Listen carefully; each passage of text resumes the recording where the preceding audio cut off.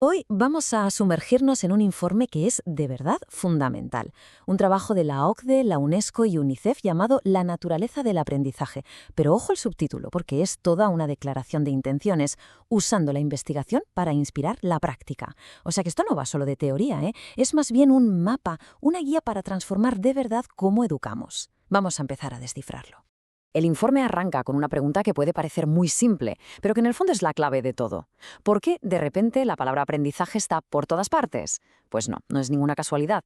Hay unas fuerzas potentísimas que han conseguido que este concepto se ponga en el centro de cualquier debate sobre nuestro futuro.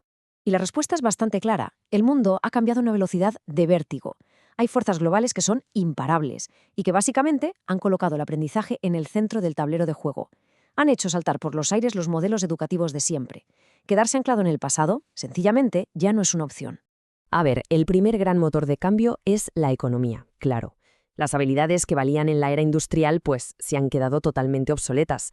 Hoy en día el valor ya no está en repetir tareas, sino en el conocimiento, en la innovación, en la capacidad de adaptarse sin parar. Y esto nos obliga a desarrollar lo que el informe llama competencias del siglo XXI. ¿Qué son? Pues el pensamiento crítico, la creatividad y, sobre todo, la colaboración. Y a todo esto se le suma una sensación que seguro que suena a mucha gente. Es como una fatiga de reforma. Llevamos décadas cambiando leyes, cambiando estructuras, currículos, pero casi siempre sin tocar lo más importante, el motor del sistema, cómo ocurre el aprendizaje de verdad en el cerebro. Y claro, cambiar solo el envoltorio, pues ya vemos que no funciona. Y aquí llegamos al nudo del problema, a lo que el informe llama la gran desconexión. Porque por un lado tenemos décadas de investigación increíble, súper rica, sobre cómo aprende nuestro cerebro.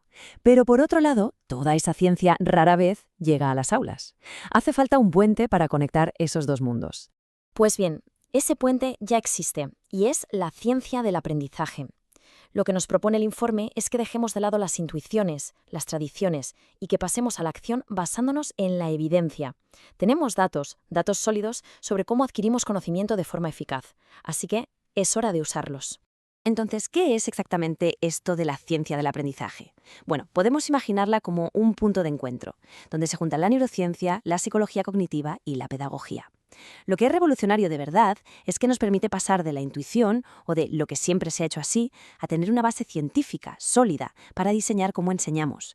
Y aquí es donde el informe se vuelve súper práctico, porque lo que hace es destilar toda esta ciencia, que es súper compleja, en 7 principios clave.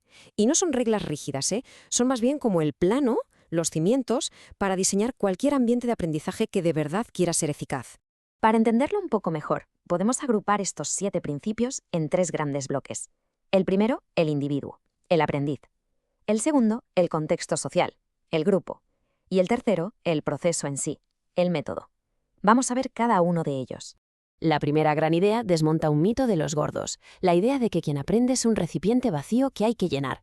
Pues no, el aprendizaje eficaz nos ve como constructores activos, como arquitectos de nuestro propio conocimiento, y para eso es fundamental desarrollar una habilidad superior, la capacidad de pensar sobre cómo pensamos, lo que llamamos metacognición. Y esto nos lleva a una de las claves, como subraya el informe.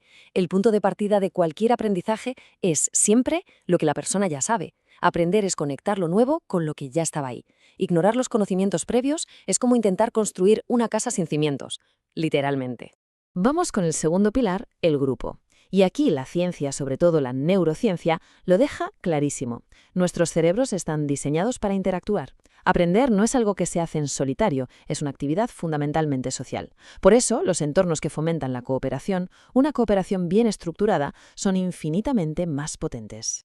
Y por fin llegamos al método, que agrupa varias ideas que son cruciales. Primero, el trabajo tiene que ser un reto, algo que estimule, que nos saque de nuestra zona de confort. Segundo, la evaluación tiene que dejar de ser esa nota al final del camino para convertirse en feedback constante, en una ayuda para mejorar. Y por último, el conocimiento tiene que estar conectado, uniendo ideas de distintas disciplinas y, por supuesto, con el mundo real. Vale. Entonces, si juntamos todos estos principios, ¿qué pinta tiene esta nueva agenda educativa? ¿Cómo se materializa esta visión en un aula, en un entorno de aprendizaje real del siglo XXI? El informe lo resume en 5 características clave. Un entorno así debe estar centrado en la persona, como ya hemos visto, pero también tiene que estar bien estructurado, diseñado por profesionales. Debe ser profundamente personalizado, también inclusivo, para que absolutamente nadie se quede atrás. Y, por supuesto, social. En resumen, un entorno que es exigente, sí, pero profundamente humano. Y esto, inevitablemente, nos lleva de vuelta al principio, al gran reto. Porque esta visión, aunque se basa en ciencia sólida, choca de frente con la realidad de muchos sistemas educativos. El desafío definitivo es cómo cerramos esa brecha enorme entre lo que sabemos que funciona y lo que hacemos en el día a día. Y esta tabla, bueno, es que ilustra esa desconexión de una forma brutal. La ciencia nos dice que el aprendizaje es un proceso activo y social, pero la práctica habitual sigue siendo pasiva e individual. La investigación demuestra que las emociones son clave para aprender, pero el foco se mantiene casi siempre en lo cognitivo. Sabemos que la evaluación debe servir para aprender, para mejorar, pero la seguimos usando principalmente para poner una nota. El contraste salta a la vista. Al final, el quid de la cuestión es este. Toda esta investigación, todos estos principios, no pueden quedarse en un papel. El objetivo último, la verdadera misión, es coger toda esta evidencia científica y convertirla en una realidad tangible para cada estudiante, para así poder desatar todo su potencial. Y con esto, el informe nos pasa el testigo, nos deja con una pregunta final. Una pregunta que va más allá de los despachos y de las aulas y que nos interpela a todos y a todas. La ciencia ya nos ha dado el mapa.